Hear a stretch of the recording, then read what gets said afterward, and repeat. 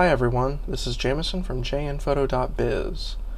I'm here to review the Zoom H4n recorder by Samson. I bought this recorder about a week ago, and I bought it for use in a wedding. Now, this wedding wasn't terribly high budget, but it was high enough that it allowed me to invest some extra money into some equipment while also maintaining a decent profit margin. Now, this Zoom H4n recorder is actually a handheld recorder, and it's not designed for what I want, really, but it does it well.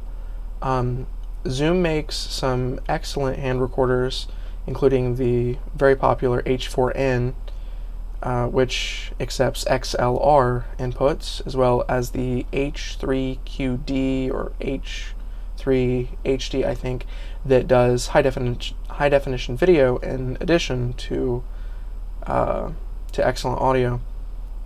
This video is actually being recorded on a reasonably cheap lavalier microphone that I got off eBay with a pretty cheap wireless transmission kit for lavs that I'm going to be doing a review on in the next couple days. Now, despite the inadequacies of this microphone, the Zoom recorder really makes it shine. And this Zoom recorder, it offers a lot of features for the price. The price is amazing. It's about $100 retail. You can get it as low as $85 brand new from eBay. On some websites it can go up to about $115. I think that this is a fantastic entry-level model when you are looking to get some higher quality recordings, whether you have decent microphones or not. If you do have decent microphones, you might want to look at the H4n because that does accept XLR inputs. So if you have decent cardioid microphones or shotgun mics, you might want to get that. But this is a great option if you just have cheaper microphones, or if you're not planning on using a microphone, you just want to use this with the built-in XY microphone. The built-in microphones are really quite good. I was really surprised by them. They work pretty well when you speak directly into the top right here, just like a normal handset microphone. It works pretty well. It's decent for interviews. I actually used one similar to this in college, and it was great. The only thing is that you'll remember, you'll have to sync up your video and audio since you'll have a separate recorder, although the Zoom H4n does here on the side, right here, it does have a line out. Let me turn that around so you can see better. It does have a line out. It's a 3.5 mil jack, or a 1/8 inch jack. It's stereo, and this line out can be for headphones, which is what I often use them. I use these headphones, the Ariel 7. I think these are the Blizzard headphones. They're about $70 from B&H. They're really quite good. But I use those to check levels. So you can actually see that when I talk, there is a volume level right here on the left side. Now, this microphone is only a mono channel. It's not stereo, although this Zoom H4n recorder does accept stereo inputs. So you can use this Zoom H4n for stereo microphones. Maybe if you have multiple microphones set up through a mixer board, you could have the outputting to here, so you could actually use this to record live performances such as plays, musicals. It's great for concerts also because of the auto level and auto gain functions. Here on the back, there are 3 little switches. The middle one is the auto level, auto gain, that's for the microphones. On the bottom here is a recording format. You've got WAV and MP3. It supports 48 kilobits per second to 320 kilobits per second MP3. I'm assuming that that is not variable bitrate. And it records WAV in 44 16, which is 44 kilohertz per 16-bit, I believe, all the way up to 96 kilohertz per 24-bit. A low-cut filter is the same thing, I believe, as a high-pass filter, where it filters out everything below a certain frequency. So that windy sound, which I'll try to get here,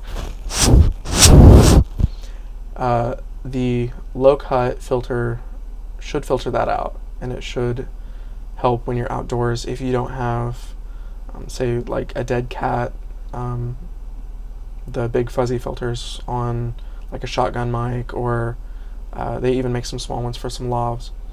But that's what that does.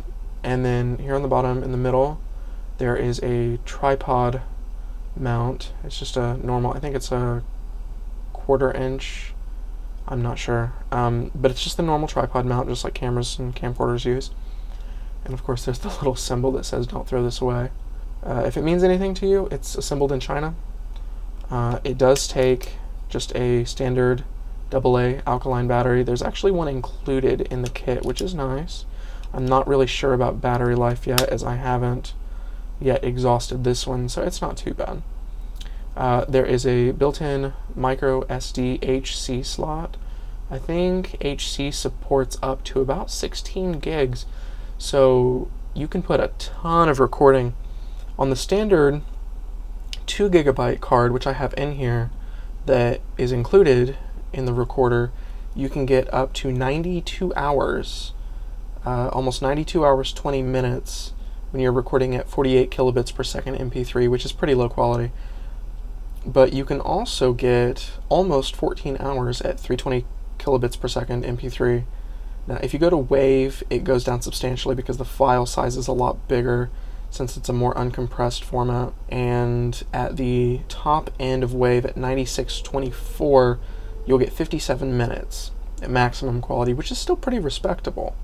And since this is so easy to download straight to your computer with the included USB port, micro USB, you can just download it to your computer really quick, or of course you can just swap out cards or use a bigger card.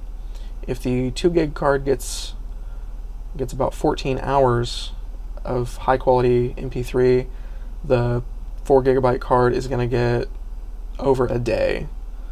And if you need more than that, you are probably not going to be looking at a recorder like this anyway, although it would support it. Now here on the side you have the power switch. You have to hold this power switch down for about a second to turn it on and to turn it off. And when you're using it, you can snap this up into the hold position so you don't accidentally bump any buttons. There is a trash can here for deleting your sound recordings, which you can review. And I'll show you how to do that in a second. This is to rewind or to go to the previous track. This is to play, pause, or you can actually mark during your recordings. So say that you have multiple takes and you don't want to stop your video camera and you don't want to stop your audio recorder to resync with say a slate board or just clapping like I do. You can hit this little mark button and it'll mark the end of a scene, which is pretty handy. And then this is your fast forward or next track button. This right here is your input level rocker. This adjusts the input from the microphone here or the line in. This input level rocker has settings from 0 to 100, 100 being the most sensitive or the most gain. On the front, it's really simple. You just have the LCD display that's backlit with orange. And then you have the record button. The record button also functions as the stop button for recording, and it also functions as a select button. So if you are in review mode over here, you press the little play button and you want to delete, you start the recording, you press delete, and then the screen will say delete, and then you press the record button and it'll say done right here where this time is going up. Or going up. I think I already reviewed the volume, but again, that's the volume rocker. Works just like the input, except for output. We have a sample of audio that's straight out of my Sony camcorder versus the Zoom H1 recorder with the cheap lavalier mic, and then I'm going to give you a sample of it with just the built-in XY mics up here. So I'm going to go over a couple of my recommendations while I do this. So right now you're listening to the Zoom H1 recorder with the lavalier mic. This is a cheap lavalier mic. It's just left channel, but you're probably hearing it in stereo because of editing. Now I'm going to switch to the Zoom H1 hand recorder with just the XY mics for you to listen to that. So you're now listening to me on the Zoom H1 recorder with just the XY mics. I'm speaking into the top of it, and this is me speaking into the front of it, and you can see that the levels are a little bit lower. You might be able to hear that. I think that these microphones perform a little bit like shotguns, because if I'm on one side of it, one of them appears to be a little bit higher than the other, and the same with this way. When I'm speaking into the left side of it, one of them appears to be a little bit higher. So I think that these are shotguns. I know that they are a little bit directional, but they're pretty good. And then the audio that you're hearing right now is from the Sony camcorder, just normal on-camera audio. There's no shotgun mics or cardioids or hypercardioids or anything like that. I'm going to switch back here to the lavalier because I think that one sounds best.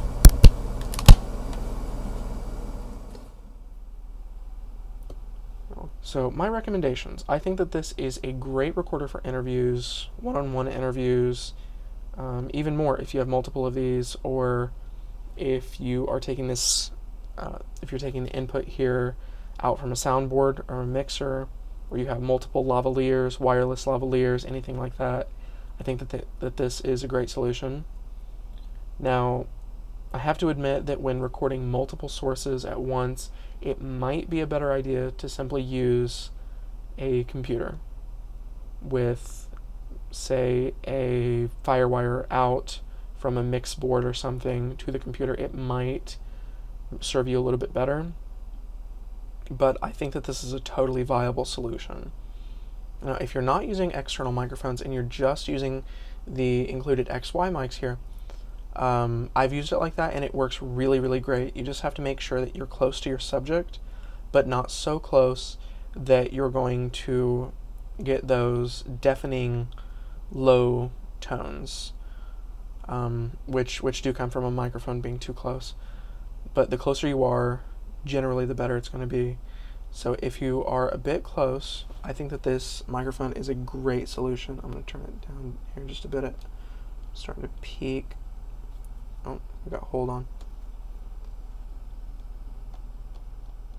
You got to make sure that you don't have the hold on when you do want to use it. I think that this is great for interviews, like I said, and it's also great for events. I bought it for weddings. It was so cheap that I just couldn't pass it up for the quality, because I know that Samsung makes some great products. And for events, I think that this would be a great solution if you grabbed one of those little cold shoes with the tripod screw on top. If you grab one of those and put, say, a windscreen on the top of this, and you put it onto a camcorder or a DSLR or something of that nature while recording, I think that that's going to be great. It's also great if you're just wanting to pick up some ambient noise. When I use this at weddings and some events and even some interviews, if I do, say, a sound slides type production, I'll use the Zoom H1, and I've used the Zoom H4n as well for this. I'll use it to record ambient noise, and that ambient noise, it really gives you a lot of depth to your video. It gives you some background so that you don't necessarily have to have it to cheesy background music. Now, this thing is fantastic for $100. That's the price right now as of August 2012. It's about $100 at B&H in New York. You can get it a little bit cheaper on eBay. It's going to be something between $100 and $115 at, say, your local Best Buy or any other large retailer. I think it's a fantastic alternative to wireless mic solutions when working in post-production. So if you don't want to do the hassle of wireless mics, this thing is so small. Here it is in my hand. It's so small that you can fit it into your pocket just like you would a wireless transceiver, and you can use it for recording audio straight to the device instead of worrying about live sound. It's great if you're doing it in addition to live sound, because you can just you can input the mic, the wireless mic, right into here, and then you can output this to your soundboard if you want. I think it's fantastic for that. Alternately, if you just want to record every channel that you have for mics and music and everything, you can have this right out of the soundboard instead of right from the mic, and then you'll have everything in one. I think that's a fantastic idea. Although I have to admit that the idea of using this instead of wireless microphones, or in addition to wireless microphones, before the sound goes into your soundboard, I think that that's really an attractive solution, because you have the option of multi-channel audio instead of just left and right. You can use 5.1 or 7.1 for large discussions. I think that that's a great idea. It's also great if you're wanting to use multiple of these to record sound effects or something. It's a fantastic idea. As I said, they're great for post-production. Slightly less flexible for live, but still quite good. I give it a full recommendation. It is a fantastic product, and at the price, I couldn't say no, and I doubt that any beginning video enthusiast, any beginning reporter, or anyone doing electronic news gathering or interviews of any kind, or even musicians, events coordinators, pretty much anybody who needs decent sound in a small package, I think that you'll all really love this product. So it gets the JN Photo recommendation. Now, next video, I'm going to be reviewing a product that I don't think I normally would have bought, but it got some pretty good reviews, and that is the Pyle wireless microphone PDW M96. This is about 12 bucks on eBay. It might even be a little bit cheaper than that on Amazon. You can get this from B&H, Adorama, and I'm pretty sure that you can have these ordered through my local camera shop, which is Jack's Camera. They're available at jackscamera.com. I highly recommend them if you're in the East Central Indiana region. They're one of the best camera stores that I've ever been to, and they have fantastic people working there. They really know their stuff. So check this out. In the next video, I'll post a link right here. There'll be a link popping up there. Check that out. This has been Jameson North with JN Photo. Thanks for watching.